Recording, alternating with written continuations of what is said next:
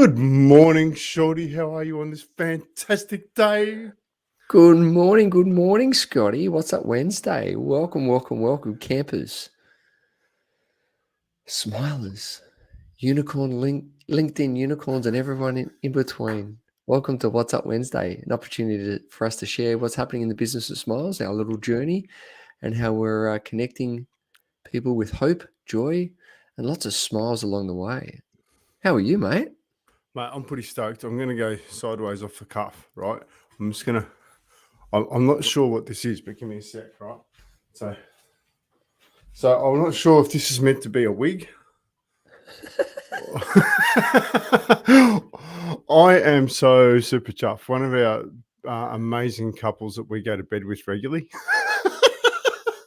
which I just love, have gifted me a Colorado lure. Wow. Right, with this big smiley, with the business of smiles. So how can this thing not catch fish, right? Well, maybe because it'll be me on the other end of it. Well, what an awesome opportunity, what a great thing. So Cherie, Phil, thank you so much. And all the kids, like, this is awesome. I love it. So I know it's a lure, but I'm happy to use it as hair too, because I need a bit. Lots of use. Lots of use right there. But how cool is that? Like the impact that you have, like it's really cool. So massive thank you for that. Thank Now you. I'm going to dive straight into communication, if that's all right, Shorty. I'm just not going to muck around too much today because I want to keep it on point. But yesterday I had this amazing conversation with this human being that is just outstanding. Now of all people, he's a fashion model, right? And he's in a motorized wheelchair. The gentleman's name is Isaac Harvey, and he runs the fashion the runways on London's Fashion Week for clothes for people that have magnetics and have bigger holes, and like, it is just outstanding. But last night I had the opportunity to meet this amazing human, right? And we sat there and we talked about things. We talked about what you put out, what you get back in, the law of attraction. But it was our communication that was outstanding. It was our communication and wanting to actually listen to one another that was absolutely outstanding. And I know, Shorty, you and I are super big on communication. Scotty, I've just come straight off the bike, obviously. But the communication is such a massive part of our life, right? At the moment, we're doing the smiles for Frankston, and one of the things that I personally struggle with is the written communication, like emails, like and computer stuff. Like, as much as it doesn't look like it because I do this stuff, I struggle with it. Like, to send one bloody email. I'm like, I swear to God, I was up till 1 o'clock last night trying to send this email because I've been trying to get it all done, not getting things right.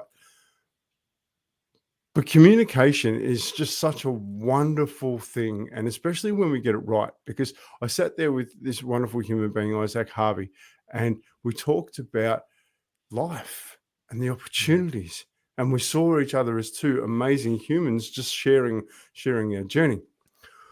But what do you think the keys to communication are? Or what do you know the keys to communication are, Shorty? I think for me, it's responsibility. It's about ownership and it's about accountability.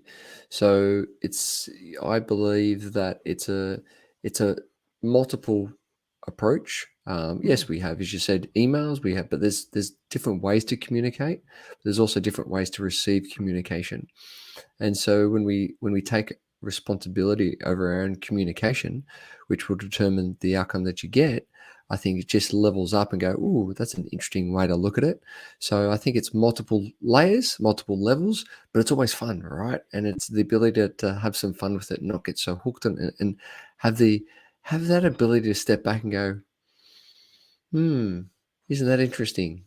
How could I have done a little bit different, or a different way, or better, or improve it? So yeah, multiple levels, I reckon.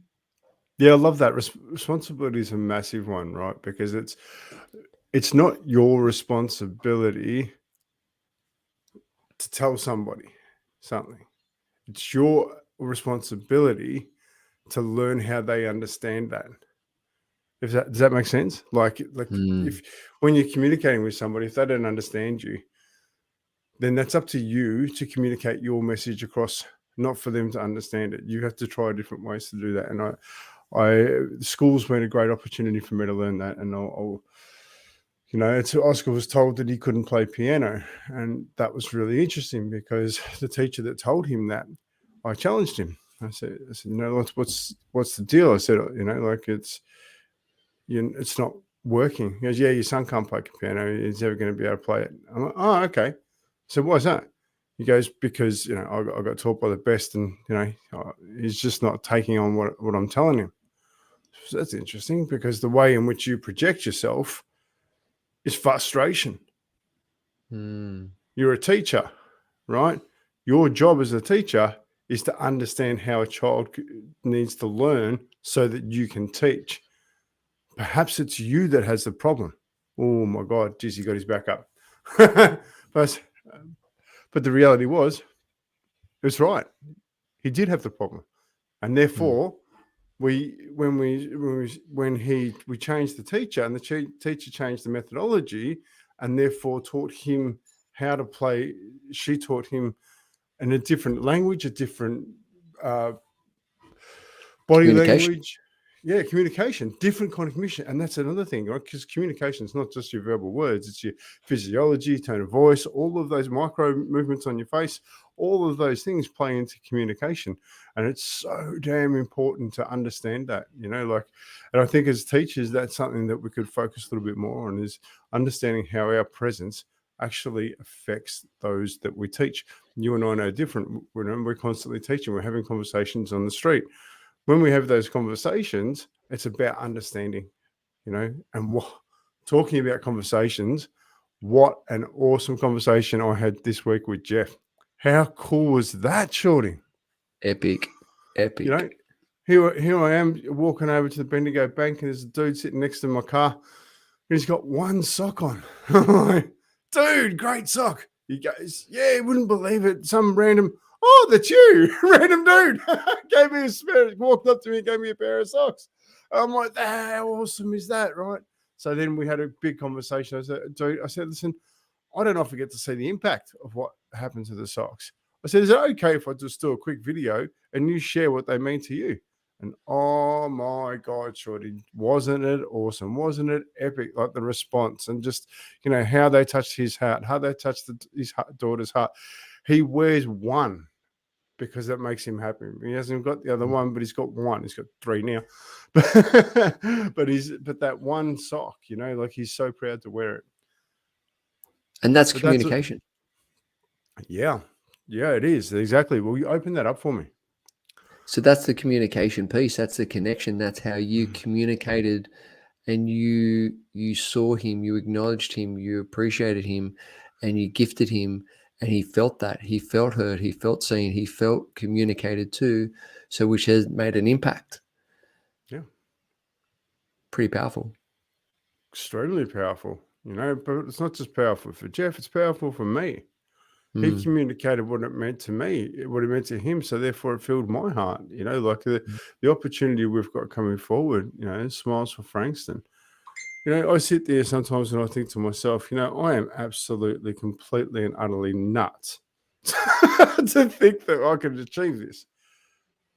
But you know what? With blokes like you in my corner, with blokes like Alan in our corner, people like Andrea, people like Martin, people like Arnie Shaz, Amanda Kate's on board, like Lydia Powers just jumped up. Like all these amazing people, we're just going to make this happen. And, whether our dream is to make an impact on 5,000 people. That's our dream. If we fall short, we've still impacted some. But we're still having a crack. Yeah, we're going to have a crack. I can think of nothing more important to do with my life than this. Pretty profound, yeah? How does it feel hearing that? Pretty huge. I mean, that's the impact, though. That's the rippling effect that is being happening out there in the community, even when we walk the streets. But the Smiles for Frankston, the rippling effect that it's having, and that's the thing, the vision that you've got the impact that'll have, it's going to multiple levels and multiple areas, multiple people for over and over and over again. And see, that's where sometimes that communication piece around that vision, we get stuck. We get stuck because we can see it, we can feel it. But then for ourselves, communicating that to people to get around us, because we get so excited because we're out there, impacting people. And so we know that whenever someone comes and does a walk with us, they get it, they feel it because they've seen that communication piece on how we've touched people's hearts. And so that's where, we have those challenges around communication, around, oh, just get behind us, just back us. Come on, we can see it, we can feel it, we can taste it, we can touch it. And it's not until someone comes out and walks with us and hands out socks, they go, I get it. And that's a level of communication, right? So that's a learning from us of like bottling that up into a communication piece on how do we communicate more effectively our message and the impact that we're having. And I think we're getting clearer and clearer as the weeks and the months progress, but also the communication piece and the impact that people feel when they come out and do the walks with us. Very powerful. Yeah, and I really want to grab that bit because it's something that, although I think you and I are great at communication, I think we're great at being patient. And one of the things that you and I do extremely well is hold space for people when they're talking. Like it's you and I both. If we're talking and someone starts talking, we stop. We let them finish, and then we talk again. And to start talking, we stop. Let them finish, then we start talking again. But this right now, for us to get our message out, how much of it's been a struggle for us, right? Because we're so involved in the awesomeness of it all that communicating the benefits of it has been something that we really had to learn. And it's even still, we're still progressing with that. We're still having conversations about how we can improve that message because, like one of the things that is a real challenge is the financial side of this because it's you can put all the effort in the world into making this happen, but without fuel, the engine doesn't run.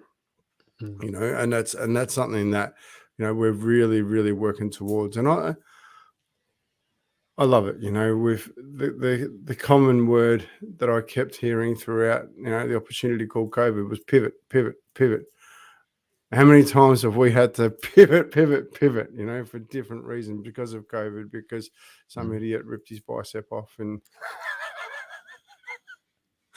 but it all comes from love, but it's this opportunity wouldn't have come about if it didn't, and I think that's the big thing.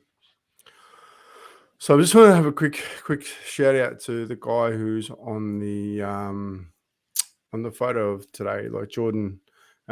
Jordan is an old mate from the swimming pool industry, and I just want to honor him.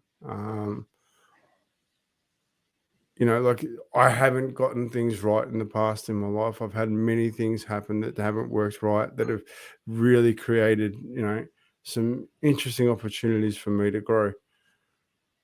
But he's always been supportive. He's always just accepted me as I am and just, appreciated it. I just want to honor him today. I want to honor him for being the amazing guy that he is and, being an amazing dad. That's something that you and I, Shorty, are really, really big on. And it's about effort into our kids. And I just want to do a big shout out to Jordan. He's an amazing dad and I really value him. So, yeah. Beautiful. So on that, I want to keep it nice and short, Shorty, because I've got to drive up to Sydney today. I'm super excited. I was just going to share this quickly. If you're in Jindabyne, yes, Jindabyne, I'm coming through tonight. I'm going to walk the streets of Jindabyne tonight. There's a gentleman up there by the name of Josh Lang 2 Constructions. Amazing guy. Going to go up and see him tonight, have a bit of a yarn. And then tomorrow night, I'm in Sydney. I am catching up with the great Ellen Stevens, and I'm going to the Jewish House fundraiser. I'm going to catch up with Rabbi Mendel Castell, and I am super pumped. I'm really looking forward to sitting in front of a man that has a lot of presence, but also really supports his community. That's going to be pretty awesome. My communication levels will be at their highest because I'll be listening to and seeking to understand. So what's your week got ahead of you, Shorty? Mate, yeah, lots of fun stuff, lots of interesting meetings coming up. So I'm looking forward to hearing how the tomorrow night goes at the Jewish House. So it's going to be an awesome event, and looking forward to getting the debrief. Yeah, giddy up. Well, there's going to be plenty of that. I'll probably even do a bit of a live from there. So on that note, Shorty, I want to thank you for everything you do. You know, like I can't wait. It's only a couple of weeks till I see you again. And I'm really looking forward to that because I don't know, I feel like a part of me is a part of you these days. And I really enjoy having you in my life. So thank you so much for everything you do. Likewise, brother. You have a good day. Drive safely. All right. Thanks, mate. Take care, everyone. We'll see you next week. But I'm sure you'll see us before then, but that's okay. I hope you are smart.